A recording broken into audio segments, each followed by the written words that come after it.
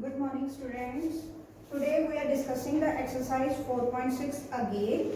In this exercise, I want to repeat all the things again. Means how you have to find the determinant, how you have to find the cofactors, minus, adjoint, inverse. I am repeating everything again in this exercise. Okay, first of all, write down and try to understand the system, when the system is consistent and when the system is inconsistent. Okay, if determinant of A is not equal to 0, I think you know how to find the determinant. If you don't know, then you can see here how to find the determinant. This is the sign of the determinant. Okay, 5, 6, 7, 8. For example, I am taking one example, and okay, 40 minus, this is the way to find the determinant, and the symbol for determinant is this one. If this determinant is not equal to 0, then system is consistent and it has unique solution. If determinant of A is equal to 0, ठीक है, adjoint of A into B is again equal to 0, then system is consistent and has infinite many solution. Means from these two you can conclude, if system has the solution, either it is unique or it has infinite solutions, then the system is consistent. Okay, मतलब जब भी हमारे पास solution है, चाहे वो single solution है चाहे वो इनफाइनाइट सॉल्यूशंस है, then the system is consistent. Okay, and when there is no solution, as in this case, adjoint of A into B is not equal to 0. पहले डिटर्मिनेंट भी 0 आ गया, फिर adjoint of A into B is again not equal to 0, then the system is inconsistent. ठीक है, अपने mind में ये सारी चीजें रख लो, ये सारा कुछ हम समझ में देखेंगे कि इसको कैसे, मतलब इसका मतलब क्या है, वो सारा मैं आपको समझ में समझाऊंगी. अभी सिर्फ ये देखो कि जब भी हमें सोल्यूशन मिलता है, then the system is consistent, चाहे वो एक सोल्यूशन हो चाहे वो मैनी सोल्यूशन हो. और जब हम उसका सोल्यूशन नहीं निकाल सकते, तब वो चीज क्या होती है, inconsistent. Now I think you are clear from this. Now you have to see how to find the determinant, how to find the inverse, how to find the cofactors, everything. ठीक है, start the sum, start it. I am taking the example. You have to solve exercise 4.6 yourself. I am giving only some examples. Sum is first sum. 5x minus 7y is equal to 2. 7x minus 5y is equal to 3. ठीक है, ये बच्चे topic है जिसमें से आपको 6 marks का question आता है, तो हम इसे किसी भी तरह स्किप नहीं कर सकते, तभी मैं आज दोबारा करवा रही हूँ. तो प्लीज इसे अच्छी तरह से देख लो. आपने ये जो इक्वेशन सॉल्व की हुई है 10th क्लास में, ये सारा कुछ किया हुआ है, जहां पे हमने सब्स्टिट्यूशन मेथड लगाया था, क्रॉस मल्टीप्लिकेशन मेथड लगाया था. अब हमने क्या करना है, इसमें मैट्रिक्स मेथड लगाना है. By matrix method,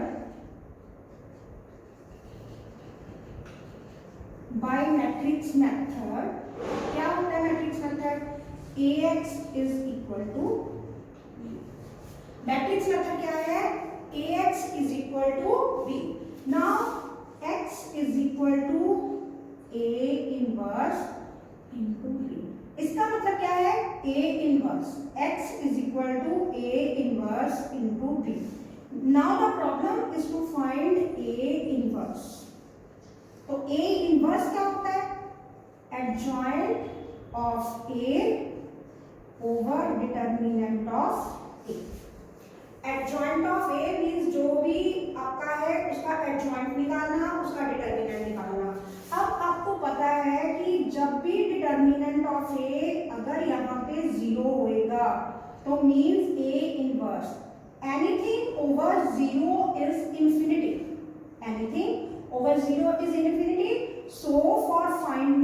the x determinant of A can not equal to 0।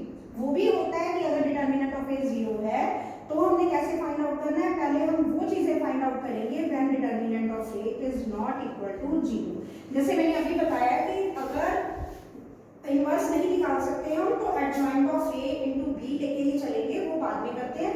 पहले ये चीज देखो कि जब determinant of A not equal to 0 है, अगर सम हमें कोई मिले तो सबसे पहले हमने क्या करना है, डिटर्मिनेंट निकाल के देख लेना है कि वो 0। अभी हमने ये दो इक्वेशंस ली, हमें नहीं पता इसका डिटर्मिनेंट 0 आएगा कि नॉन 0 आएगा, ठीक है। तो सबसे पहले हमने लिख लेना है by matrix method ax is equal to b, they are the sufficient steps for the 6 marks questions, ठीक है। तो हर एक चीज को ध्यान से देखिए, x is equal to a inverse into b, now a inverse is equal to adjoint of a over determinant of a, ठीक है जी। अब देखो आपने ये जो इक्वेशंस हैं इनको आपने लिखा ax is equal to b। अब यहाँ पे आपने इनको 3 मैट्रिक्स में लिखना है, हर एक चीज को 3 मैट्रिक्स में लिखना है।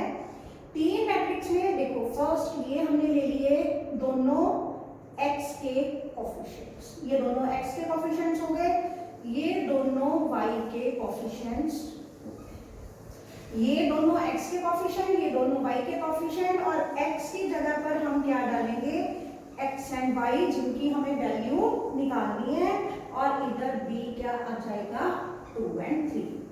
तो x y is equal to 5, इसका अब हमने इनवर्स निकालना है।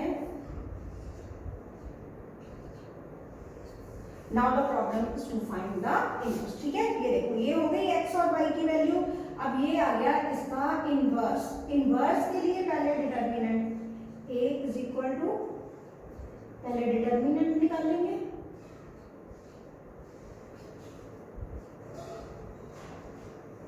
डिटर्मिनेंट आपको अभी बताया ओनली क्रॉस मल्टीप्लिकेशन,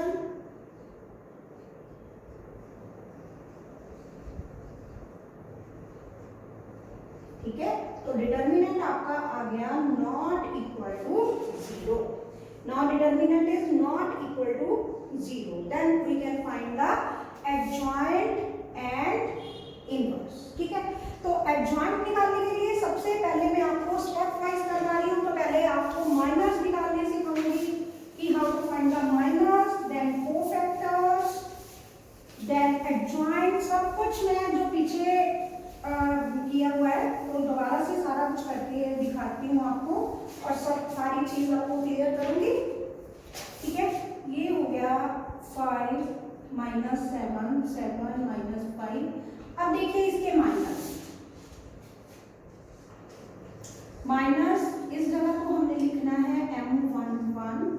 माइनस को कैसे, माइनस कैसे निकालने हैं, ये चीज आप ध्यान से देखो। माइनस, माइनस जब इस चीज का माइनर निकालना है तो ना तो इसके सामने वाला कॉलम लेना है, ना सामने वाली रो लेनी है। जिस चीज का माइनर निकालना है उसके सामने वाला कॉलम भी डिलीट करना है, सामने वाली रो भी डिलीट करनी है, ठीक है। अब ये m11 निकालना है तो ये भी नहीं, ये भी नहीं, तो क्या चीज बची, -5 और m12, ये नहीं लेना, ये नहीं लेना, तो क्या बचा 7, m21। अब इसके सामने वाली रो, इसके सामने वाला, इसके सामने वाला कॉलम, ये हो गए माइनस -5 7 माइनस, ये आपने मैट्रिक्स फॉर्म में लिखना है, इस चीज का ध्यान रखना है, कौन सी चीज मैट्रिक्स फॉर्म में लिखनी है, कौन सी डिटर्मिनेंट फॉर्म में लिखनी है, ठीक है। ये हो गए माइनस। अब बनाने हैं इसके कोफैक्टर्स। कोफैक्टर्स का काम आपने बहुत ध्यान से करना है, अगर एक भी कोफैक्टर हमारा गलत हो गया तो हमारे 6 मार्क्स में से हार्डली 1 और 1.5 मार्क्स रह जाते हैं, ठीक है। अब कोफैक्टर्स का क्या फंडा होता है, -1 raise to power number of row plus number of, -1 raise to to power number of row plus number of column. Number of row plus number of column का क्या मतलब, जैसे ये चीज है फर्स्ट रो फर्स्ट कॉलम, ठीक है, first row first column into -1 raise to power 2 into -5, तो ये सेम है।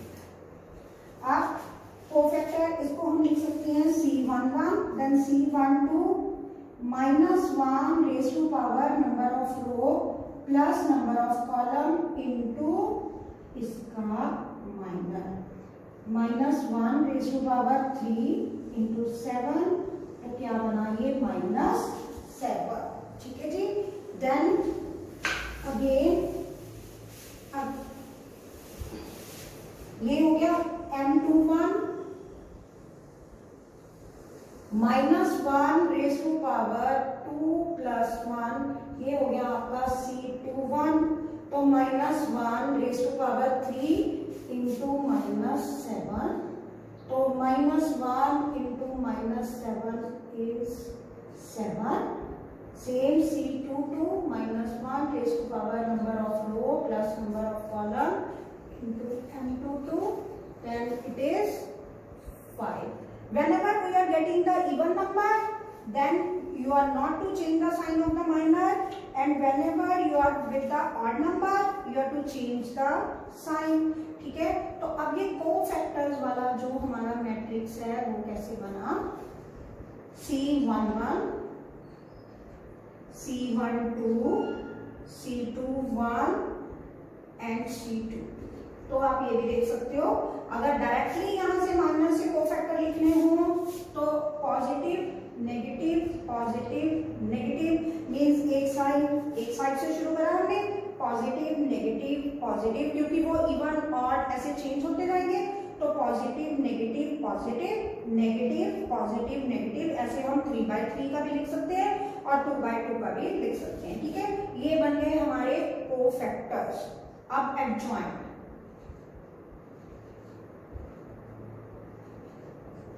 एडजॉइंट के लिए मैंने आपको क्या बताया था,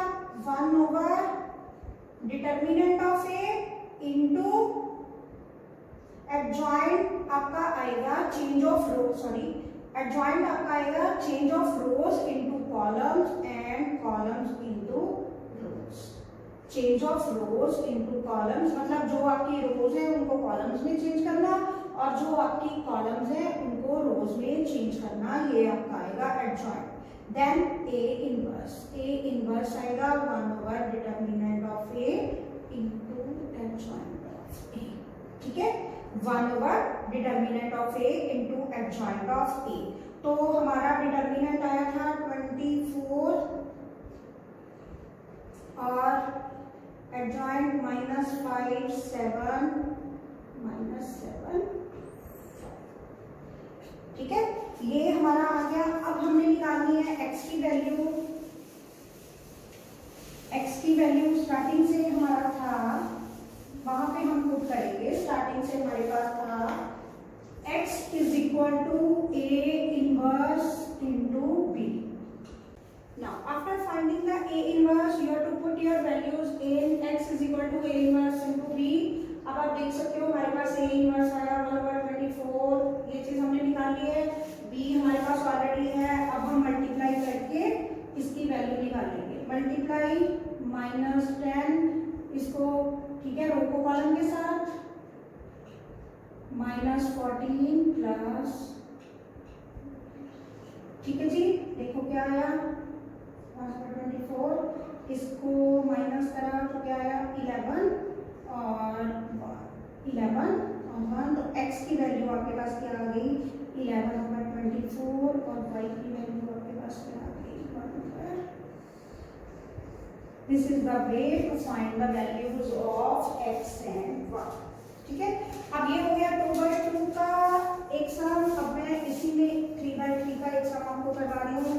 Here statement is 3x plus 2y minus 2z is equal to 3x plus 2y plus 3z is equal to 6, 2x minus y plus z is equal to 2, ठीक है।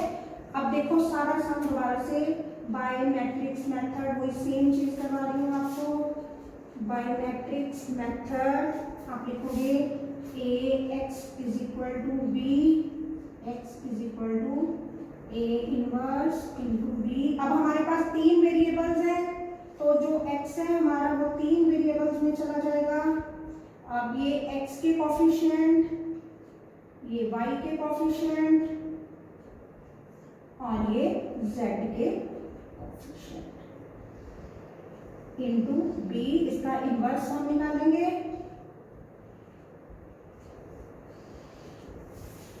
ठीक है, अब क्या करना है, सबसे पहले हमारे पास जो मैट्रिक्स है उसका हमने निकालना है डिटर्मिनेंट।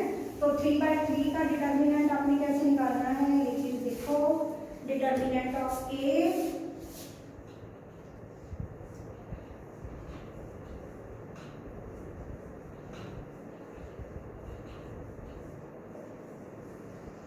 डिटर्मिनेंट आप लोगों ने ऑलरेडी देखा हुआ है 3, ये पॉजिटिव, इसके सामने वाला कॉलम नहीं लेना, सामने वाली रो नहीं लेनी, 2 + 3, अगला साइन माइनस, ये कॉलम ये रो नहीं लेनी, 1 - 6, पॉजिटिव नेगेटिव पॉजिटिव।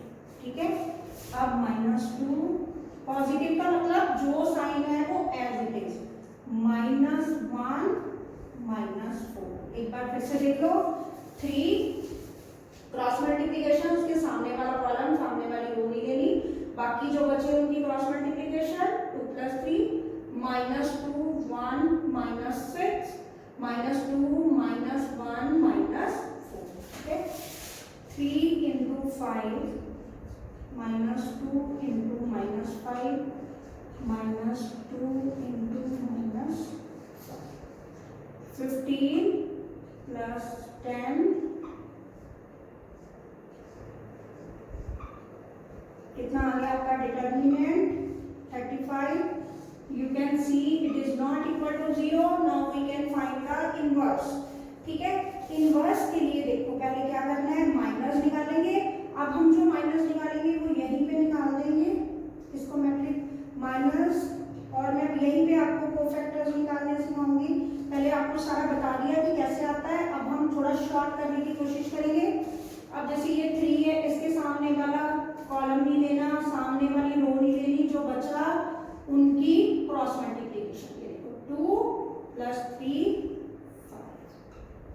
ठीक है, ये नहीं लेना, ये नहीं लेना, 2 + 3 5। अब ये माइनस, ये कॉलम ये रो नहीं लेनी, 1 -6 -5। अब ये वाला कोफैक्टर निकालना है, ये वाला कॉलम नहीं लेना, ये वाली रो नहीं लेनी, -1 -4। ठीक है, 2, अब 2 -2,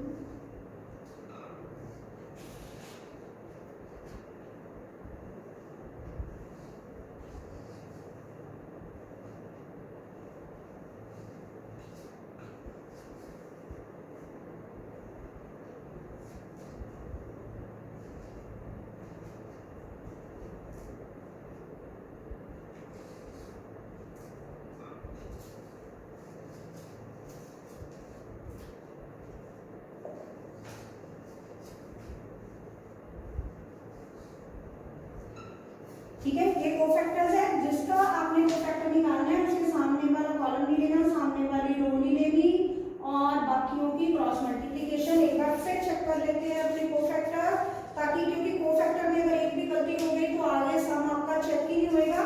तो एक बार फिर चेक कर लेते हैं।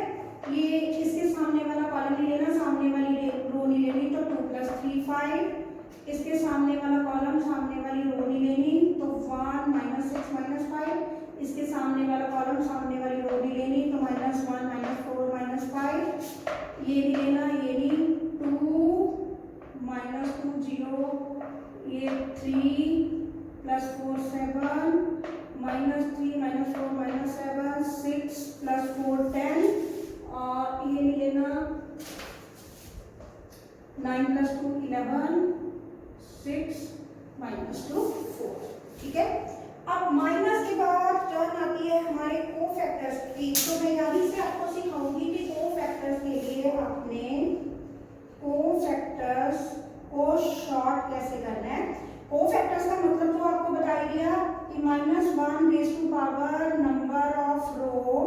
प्लस नंबर ऑफ कॉलम, ये चीज तो आपको बताई हुई है। अब इसको शॉर्ट कैसे करना है, positive negative positive negative positive negative positive negative positive. तो देखो 5 5 एज इट इज 0 7 7 10 -11 एंड 4। ठीक है, तो कोफैक्टर की बात करना आती है। एडजॉइंट, एडजॉइंट में 5 0 10 5 7 -11 -5 7 4। ठीक है, एडजॉइंट के बाद हमें निकालना है इनवर्स।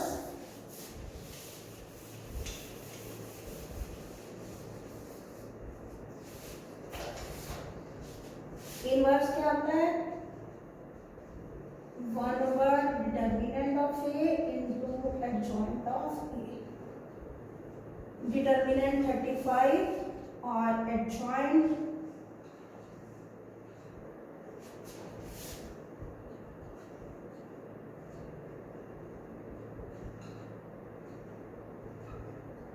ठीक है, आप किसमें पुट करेंगे, x is equal to a inverse into b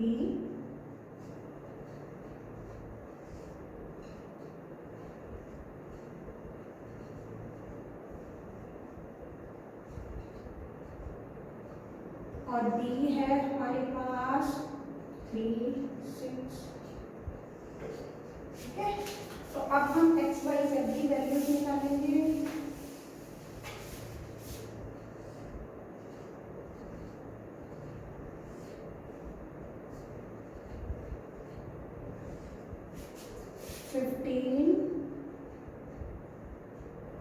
plus 0 plus 20 15 42 -15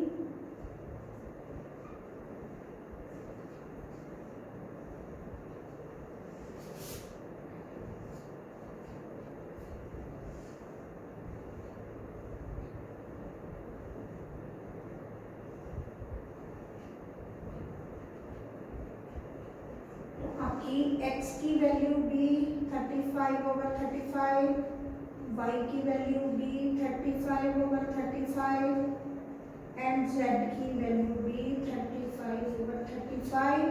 तो x भी 1, y भी 1 और z भी 1।